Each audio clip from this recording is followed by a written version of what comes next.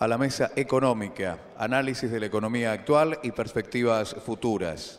A cargo de la coordinación y como moderador de la mesa, Rafael Flores por ASAP. Vamos a tener en primer término la exposición de Hernán Lacunza, luego Aldo Piñanelli y en el cierre Silvina Batakis. En primer término vamos a escuchar al señor gerente general del Banco Ciudad de Buenos Aires, Hernán Lacunza. Brevemente, un currículum de este licenciado en Economía, graduado en la Universidad de Buenos Aires, con un posgrado en Economía en el Instituto Torcuato Di Tella. Hernán Lacunza es gerente general del Banco Ciudad desde diciembre de 2013. Supervisión de gerencias financiera, comercial, sucursales, marketing, tesorería, riesgos, sistemas, recursos humanos, control de gestión, contabilidad, operaciones, exterior y cambios, mercado de capitales, compras, obras, seguridad y legales. Además, Hernán Lacunza es socio fundador de Empiria Consultores entre el 2010 y el 2013, asesoramiento económico financiero al sector público y privado, asesor parlamentario y consultor de organismos internacionales. Entre el año 2008 al 2010, gerente general del Banco Central de la República Argentina, economía y finanzas, normas, operaciones, reservas internacionales, entre otras actividades. Coordinación técnica con Ministerio de Economía y organismos internacionales. Fue economista y jefe del Banco Central entre 2005 y 2008 en programa monetario, política cambiaria, normas prudenciales. Director del Centro Económico Internacional de la Cancillería entre el 2002 y el 2005, estrategia de inserción internacional y de promoción comercial de la Argentina en el mundo. Hernán Lacunza, habitual conferencista, disertó en más de 80 foros locales e internacionales, editó y publicó la revista Ensayos Económicos y la serie de estudios del Banco Central, así como la revista de Comercio y la serie de estudios del Ministerio de Relaciones Exteriores. Publica frecuentemente notas de opinión en medios periodísticos locales, Clarín, La Nación, Perfil, El Cronista, ámbito financiero e internacionales. Cursos de especialización en la European School of Management en París, en la Purdue University en Indiana y en el Bank of England en Londres. Becario del Banco Interamericano de Desarrollo, BID, y de los gobiernos de Francia, Japón y China. Hernán Lacunza, ex profesor universitario con cursos de posgrado en la Universidad Católica Argentina y en la Universidad de Buenos Aires. Análisis y perspectivas en materia económica a nivel nacional con la presentación de Hernán Lacunza, gerente general del Banco Ciudad de Buenos Aires.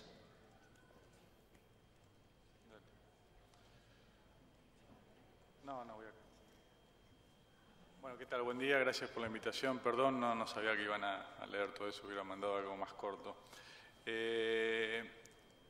Voy a usar el tiempo que me dan y generosamente para exponer algunas ideas, para contestar dos preguntas. ¿Cómo llegamos acá? ¿Por qué creo, a mi entender, que no hay espacio para hacer más de lo mismo? ¿Por qué es necesario un cambio en la política económica? Y en virtud de esa premisa, ¿qué podemos hacer de acá en adelante? ¿Cuál es la agenda, los desafíos que tiene que enfrentar el próximo gobierno y algunas líneas directrices de cómo encararlos? ¿Esto tengo que apuntar ahí?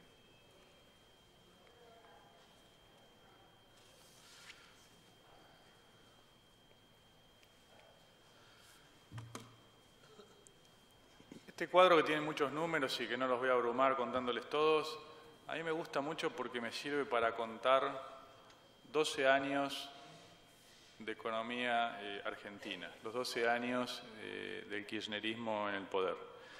El primer periodo que está allí, 2004-2010, es el periodo de administrar la abundancia. Fíjense que la oferta de divisas era superior a la demanda, oferta configurada por el superávit comercial, más los préstamos que venían del exterior, el financiamiento externo, y la demanda por la dolarización de cartera, que nunca dejó de existir, el giro de utilidades al exterior, el pago de deuda.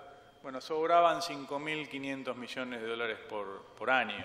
Algunos años sobraron 8.000, 10.000, así subían las reservas. Otro año, como el 2009, por ejemplo, de la crisis internacional, sobraron nada más que 1.000, pero siempre fue administrar la abundancia. La crisis del campo que tuvimos en el año 2008 fue fue un conflicto de abundancia, no atribuible al gobierno, sí a no nos pusimos de acuerdo en cómo, el contrato social, no nos pusimos de acuerdo en cómo administrar ese excedente.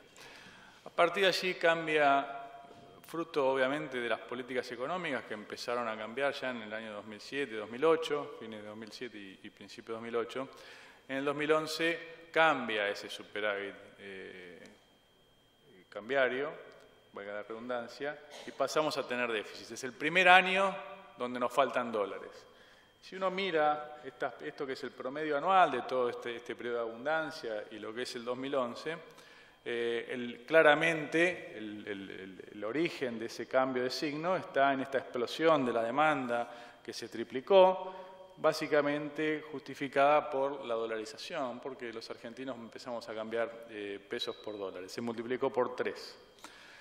Esto obviamente no respondió a un comportamiento alocado o a una falla genética que traemos los argentinos por algún amor irreflexivo a ahorrar en dólares. Obviamente responde a 30 o 40 años de inestabilidad y de desconfianza en nuestra moneda, tampoco atribuible al gobierno de turno, pero sí tenemos que hacer políticas económicas y cambiarias teniendo noción del animal que estamos manejando, el animal no en sentido peyorativo, sino del mercado, sino de dónde tenemos que hacer, de los agentes que tenemos que, para los cuales hacemos política económica. El primer año de déficit, la respuesta del gobierno fue tratar de reprimir esa crisis de balanza de pagos que se avecinaba. Se perdieron 10.000 millones de dólares de reservas en 3 meses, en torno a la elección de 2011. A través de 3 canales. El primero, cortando el dólar para ahorro. Fíjense que al año siguiente no se podía comprar dólares. Cortando el giro de utilidades al exterior. Fíjense que pasó de 4.000 a 800 millones. Y cortando o poniendo un cepo a las importaciones, restringiendo las importaciones para mantener esta oferta, este superávit comercial. Y esa conducta fue razonablemente eficaz. Fíjense la demanda cómo bajó a menos de la mitad, básicamente por esta represión. Se mantuvo el superávit comercial, está bien, jugando al fútbol con un solo arco, ¿no? Porque valía exportar y no valía importar. O sea, hay algún grado de artificialidad acá, pero el problema es no que no fue eficaz, sino que la oferta se cayó a 1/4. O sea, la demanda cayó a la mitad y la oferta cayó a 1/4. Claro, nadie entraría por esa puerta a este salón si no estamos seguros de que podemos salir por esa. Entonces, si no dejamos girar utilidades, se desplomó la inversión. Si no dejamos importar, obviamente nos faltan insumos y cae la producción. Si no dejamos ahorrar en dólares, la desconfianza hace retirar los depósitos en dólares de los bancos y cae el crédito. O sea, esto fue eficaz para reprimir la crisis de balanza de pago que se avecinaba, pero no gratuito. Se enamoró luego el gobierno de esta estrategia y en lugar de explorar las causas de este torniquete migrante que iba poniendo para cortar la hemorragia de divisas, entonces no dejábamos ahorrar, entonces los argentinos empezábamos a comprar dólares para turismo, fíjense cómo explotó por 6 esto, no dejábamos girar utilidades al exterior, entonces dejó de caer la inversión, entonces fíjense que todo el financiamiento voluntario que venía acá, que era parte de la oferta, se convirtió en signo negativo, entonces no venían más dólares voluntarios. Obviamente esto que pasó acá tampoco fue ¿por qué empezamos a comprar dólares? Por la misma razón que compran divisas los suecos y los vietnamitas, porque estaban baratos. Estaban baratos después de 3 o 4 años de inflación arriba del 20% y el dólar clavado en torno a 4%. Entonces, no sé, siempre hay un comportamiento especulativo que se puede atribuir al mercado, pero en realidad nada de eso tiene asidero si no hay condiciones económicas suficientes en el precio de los activos para que esa eventual corrida, inducida o no, tenga recorrido. Entre el 2003 y el 2007 nadie compraba dólares con el mismo gobierno. ¿Y por qué? Porque no estaba barato. Estaba caro. Entonces, si todos los precios subieron por el ascensor durante 3 o 4 años, menos el dólar se abarató. Bueno, y esta vez, entonces pasamos de administrar abundancia en estos 7 años a administrar escasez. escasez básicamente de divisas, también de energía y otros insumos, pero básicamente, y esto fíjense cómo fuimos perdiendo reservas desde 52.000, llegamos ahora, tenemos algo más de la mitad. Algo más de la mitad porque hay algo de maquillaje, pues si no, en realidad, de los 28.000 se prevén para fines de este año, hoy hay 33.000. De los 33.000 que hay hoy, 17.000 son prestados, no son propios, o sea, no son reservas usables en el caso de una crisis, con lo cual tenemos un cuarto de lo que teníamos propio. De 50.000 hoy tenemos 17.000. Eso no es cero, pero es un cuarto de lo que teníamos. Si tuviéramos los 50.000 no haría falta cepo. Entonces tenemos que entender que las decisiones de política económica obviamente están hilvanadas, que si yo no hago nada contra la inflación, se me abarata el dólar, si se me abarata el dólar, aumenta la demanda, como aumenta la demanda de sillas, cuando se abaratan las sillas, si me aumenta la demanda de divisas, si se me cae la oferta, voy a tener que poner un cepo. Entonces el origen de eso es la inflación.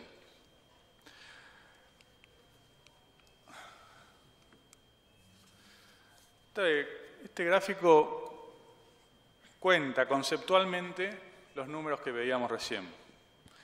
Cuando el gobierno se da cuenta que tiene esta estrechez cambiaria, con razón, porque sabe que los gobiernos en la Argentina que se quedan sin dólares atraviesan problemas políticos y sociales, hace que su objetivo de primer orden sea que no me falten dólares. Entonces, no se puede ahorrar en dólares, no se puede importar, no se puede girar utilidades, disminuye el plazo de liquidación de exportaciones, hay dificultades para viajar.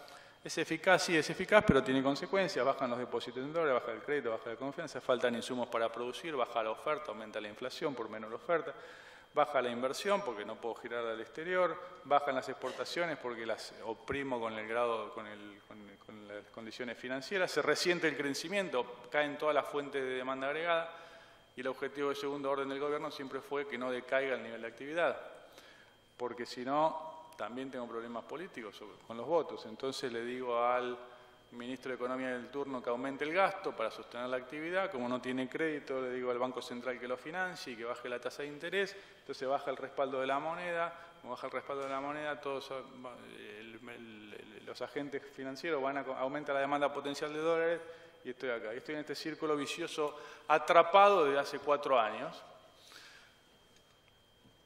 donde el resto de las variables económicas, la inflación, el déficit fiscal, la emisión, el desempleo, tienen que ser lo que sea, porque es un residuo de esta lógica. Y el desempleo sube, sí, porque estoy en estancamiento. La emisión y todo lo que haga falta. El déficit fiscal, todo lo que haga falta para sostener el nivel de actividad. Y la inflación es lo asociado a la emisión. Y no es que este año es menor que el año pasado porque hizo una política monetaria más prudente. Ahora lo vamos a ver. Sino porque anclé de nuevo el tipo de cambio y la recesión me ayuda a no convalidar aumento de precios.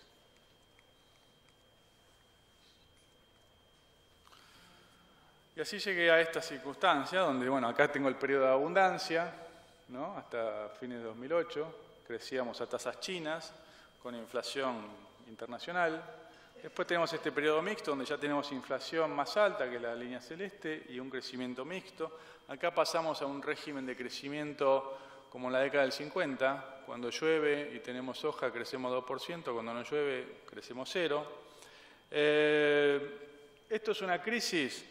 Bueno, para el diccionario económico argentino no.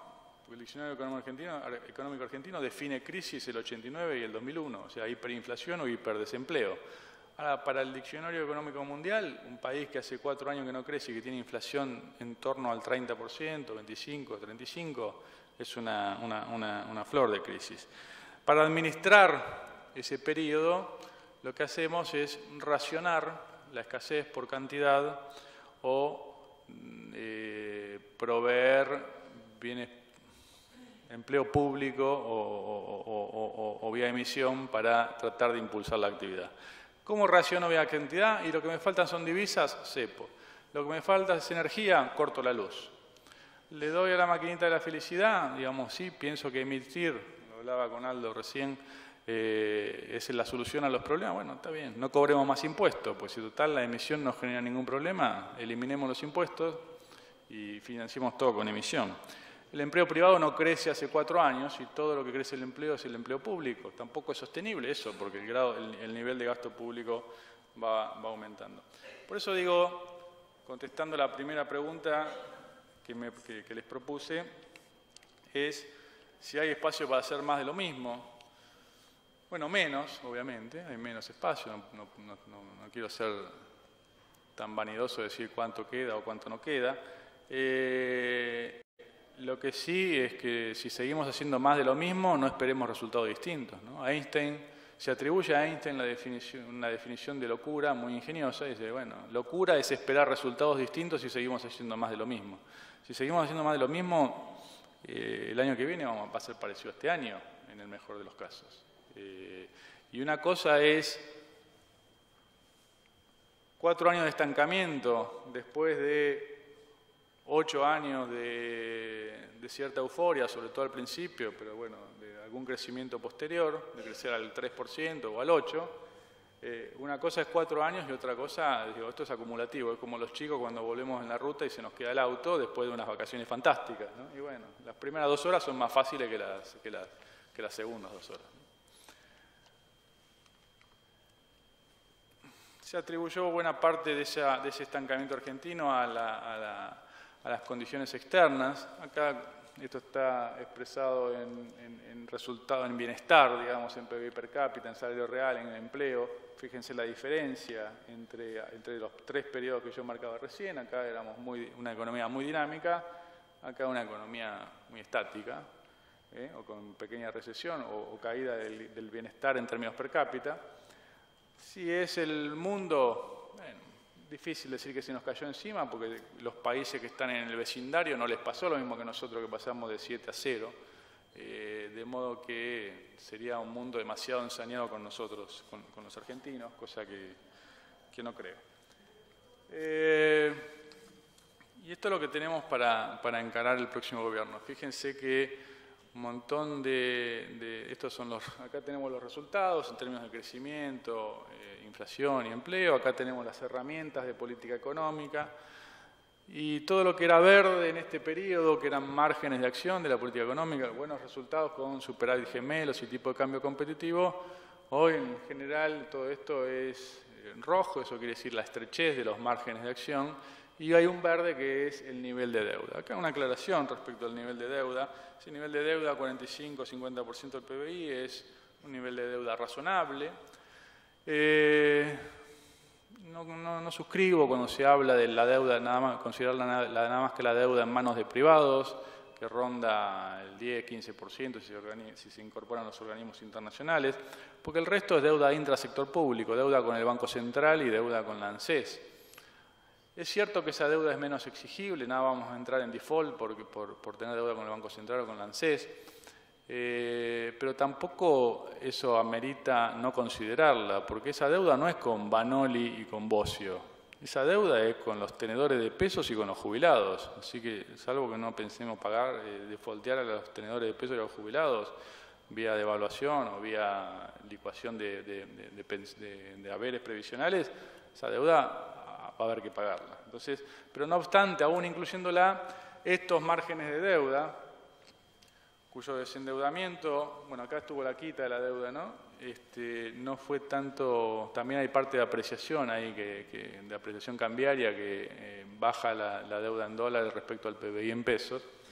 Sí brinda un margen de acción para poder suavizar la transición hacia normalizar esta economía y volver a recrear el círculo virtuoso que tuvimos en este periodo, un círculo muy virtuoso, que en el periodo intermedio que no está acá, entre 2007 y 2010, nos pasamos de rosca con el entusiasmo del gasto, seteamos la economía, tanto en el gasto privado como en el gasto público, a niveles de soja de $600 la tonelada, pensamos que era eterna, y hoy tenemos el gasto seteado a ese nivel, y la soja vale 350, entonces no podemos vivir a este ritmo.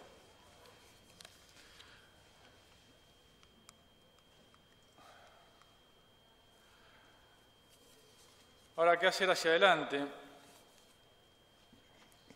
Bueno, administrar estos pasivos que deja este gobierno, que son desafiantes pero no imposibles, con un activo que es un nivel de deuda muy razonable, que nos puede dar un margen de acción para la transición, aún con un mundo menos amigable para los países emergentes, porque se prevé que la tasa de interés internacional en algún momento suba, se prevé, también hay mucha oscilación en la paridad del dólar, de las monedas internacionales, que la volatilidad no ayuda para hacer planes, y también Brasil, desde hace ya 1 o 2 años, en lugar de ser un impulsor, es un represor del crecimiento argentino. No obstante lo cual, si queremos encarar algo, cualquiera sea el próximo presidente, si queremos encarar algo para volver a recrear el círculo virtuoso, que creo que es muy posible, tenemos que hacer algo integral.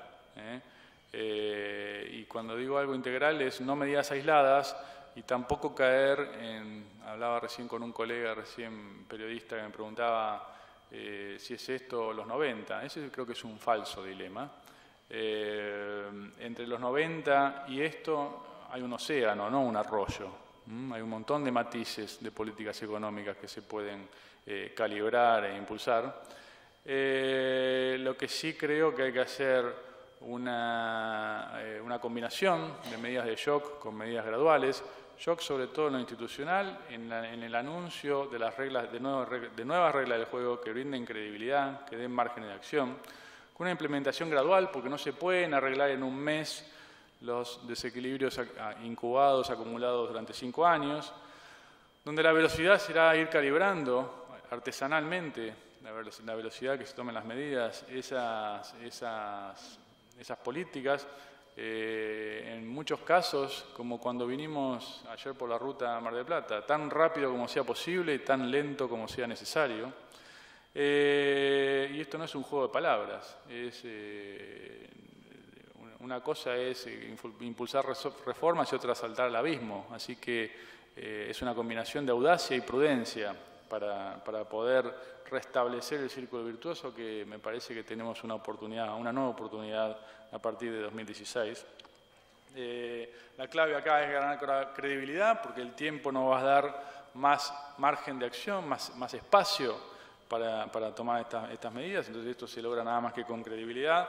Un ambiente regulatorio estable, donde el sector privado tenga claro que las empresas, los consumidores, los ahorristas, que baja el grado de arbitrariedad y discrecionalidad de las medidas y que entonces se pueden hacer planes, que involucren todos estos aspectos. No tengo tiempo de hablar de cada uno, pero sí un programa antiinflacionario gradual, persistente, que cuando digo gradual no podemos, tengo acá un gráfico creo,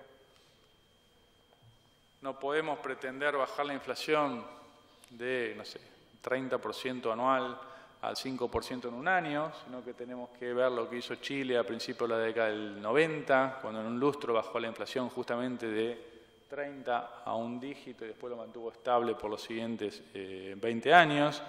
Persistente, esto es muy importante, que sea una tendencia, que no sea que un año baja, el año siguiente sube, sino que sea inexorablemente a la baja para ganar credibilidad. Que sea consistente, esto es todos los brazos de la política económica, no puede ser únicamente el Banco Central el que trate de dominar la inflación. Lo primero, digamos, el día cero es reconstruir el INDEC. A mis amigos oficialistas, cuando les pregunto qué sentido tiene hoy seguir falseando las estadísticas del INDEC, bueno, al principio me daban alguna motivación, ahora la verdad que no encuentro ninguna. Nadie presta atención al número que sale del INDEC, yo me dedico a esto y no sé cuál fue el número del INDEC en el mes pasado de inflación, así que no sé cuál es el sentido de seguir falseando esa estadística. La coordinación de la pauta inflacionaria quiere decir, bueno, el ministro de Economía que maneja el gasto, el presidente del Banco Central que maneja la emisión, el ministro de Trabajo que interviene en la negociación salarial, el de Industria, que el acceso de los mercados externos, el de Infraestructura o el de Planificación, las tarifas de los servicios públicos, todos tenemos que estar alineados a una meta convergente, a una inflación más baja. Entonces, cuando esa mesa esté servida, con esos ingredientes, ahí podremos llamar al sector privado, a las empresas y a los trabajadores y decirles, miren, estos son los ingredientes, vamos a negociar ingresos y salarios y precios en este entorno. Porque si empezamos al revés, nadie se va a sentar a esa mesa. Y si alguien se sienta, cuando se levante va a traicionar ese pacto de precios. Así que primero la señal la tiene que dar, como siempre, la inflación es un resultado de la política macroeconómica, la señal la tiene que dar el gobierno. Con instrumentos donde el gasto público esté alineado con una inflación, con un objetivo de inflación más baja, donde la emisión monetaria... Miren, yo no quiero entrar acá en discusiones teóricas si la emisión genera inflación o no, ya dije antes lo que pienso respecto a la idea de que no la genera, cuando dije que eliminemos los impuestos. Eso obviamente es un absurdo para demostrar la inconsistencia de ese razonamiento. Lo que es seguro es que si emitimos al 35% anual de aumento, la inflación no va a bajar.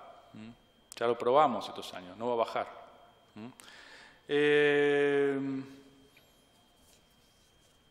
Clave es ahí para que no sea una política fiscal dura, recuperar el acceso al crédito para poder suavizar esa transición. Pero para recuperar el acceso al crédito tenemos que tener, además de un programa inflacionario, antiinflacionario, un programa fiscal. Un programa fiscal donde acá hoy tenemos una presión tributaria récord, plagada de impuestos distorsivos. Ustedes son expertos en esto, no les voy a poder agregar nada, pero que no obstante, a pesar de la presión tributaria récord, no alcanza para cubrir el gasto público, que también es récord, y tenemos un déficit muy importante y creciente, y lo estamos financiando con emisión, que obviamente provoca inflación. Entonces acá sí hace falta una política de shock en los anuncios que ataque toda esta combinación de problemas al mismo tiempo, pero que obviamente delinee un cronograma para poder tener un sistema tributario más racional de acá a 4 años, con una simplificación de este esquema tributario, con reducción de impuestos distorsivos, por ejemplo, retenciones a lo que no se asoja, que no se entiende bien hoy porque sigue habiendo al sector industrial, focalizando los subsidios. Hoy los subsidios a algunos servicios públicos, el 40% de esos subsidios van al 20% más rico de la población. Es un lujo que no nos podemos dar como sociedad. El 20% más rico de la población, los 2 deciles superiores tienen subsidios a la energía. Un programa de infraestructura que aumente en 1% del PBI anual.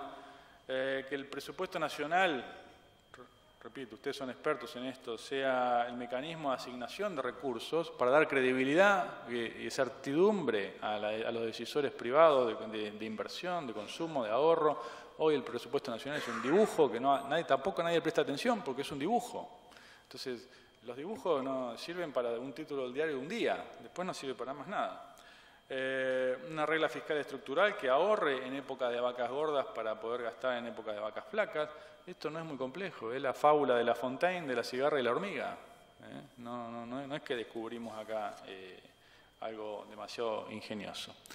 Obviamente, para poder, fíjense, no lo que estamos haciendo hoy, donde el gasto crece 45% y los ingresos crecen 25%.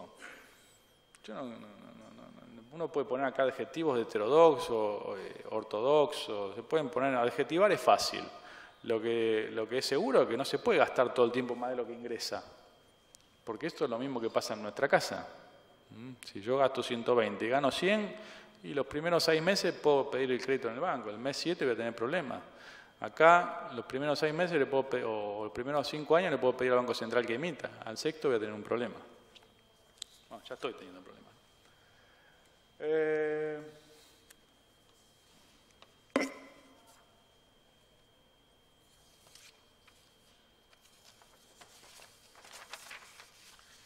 Decía, al programa fiscal también acompañado por un programa financiero que permita volver al mercado voluntario de deuda, que endeudarse o no sea una opción, no una imposición. Como dije antes, no fue voluntario sino compulsivo, nadie nos quería prestar a tasas razonables. Respecto a cómo volver al mercado voluntario de deuda, bueno, mucho se habla del costo de arreglar, las deudas que tenemos pendientes, y sí, son numerosos, son cuantiosos, son pagarés que nosotros firmamos, otro gobierno, ¿sí? Uno puede hacer también ahí reflexiones todas válidas de los fondos buitres, de que son perversos, son una lacra del mundo, ¿sí? Pero tienen capacidad de daño. Tenemos también que preguntarnos por qué tienen capacidad de daño sobre Argentina y no sobre Uruguay. Pero también tenemos que pensar los costos de no hacer nada. Los costos de no hacer nada son menos visibles, pero no son menos concretos. Porque los costos de no hacer nada hace que tengamos que pagar para endeudarnos 10% y Bolivia y Paraguay pagan 4%. Bolivia, Paraguay, Chile, Perú.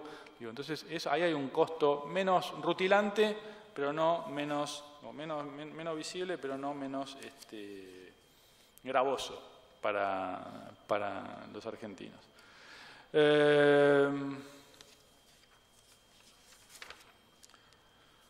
También un programa monetario donde procuremos dejar de emitir para financiar el déficit del Tesoro. Fíjense la emisión. Acá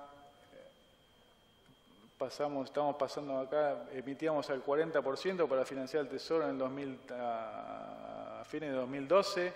Tuvimos un periodo de prudencia a lo largo de 2013. Hoy otra vez estamos al 34%. ¿Por qué? Porque al Tesoro no le alcanza la caja. Bueno, así no la vamos a bajar la inflación. Y no es acá. Otra vez podemos adjetivar monetarismo, no monetarismo, ortodoxia, heterodoxia. No vamos a bajar la inflación si emitimos al 34%. Con un objetivo de un programa financiero que sea mantener el ratio de deuda sobre PBI en torno al 50%. Un programa cambiario que sea normalizar el acceso al mercado de cambio, unificar el mercado de cambio, volver a tener un mercado único y libre de cambios.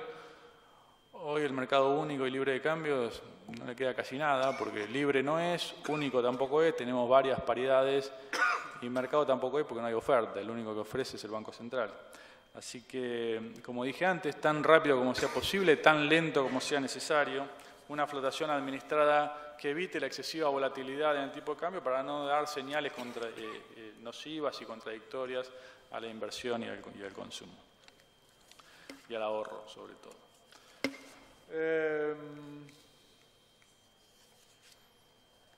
Fíjense que es el tercer año, creo, o el segundo, no estoy seguro, donde las exportaciones bajan. Acá tenemos un problema de competitividad evidente, que a pesar de que le ponemos el cepo importador, el superávit comercial se está desplomando, porque cada vez que le agregamos una hora de trabajo argentino, como se ve acá, nos cuesta colocarlo en el exterior. Fíjense el déficit manufacturero hoy de la industria comercial es el doble que el peor año en la convertibilidad. Y vivimos básicamente, lo compensamos con soja, con lo que es agro y minería. La energía dimos vuelta el signo hace 4 años. Pero acá, esto evidentemente, cuando le incorporamos una hora de trabajo argentino, nos cuesta venderlo, pues somos caros. Eso es consecuencia de la inflación. Obviamente que la apertura de la normalización y unificación del mercado cambiario exige calibrar bien las fuentes de demanda y de oferta, y ahí tenemos demanda reprimida por ahorro, por giro de utilidades, por importaciones, y tenemos oferta inhibida por falta de confianza. Sí creo que con un programa consistente que tome en cuenta la integralidad de este diagnóstico, que tome en cuenta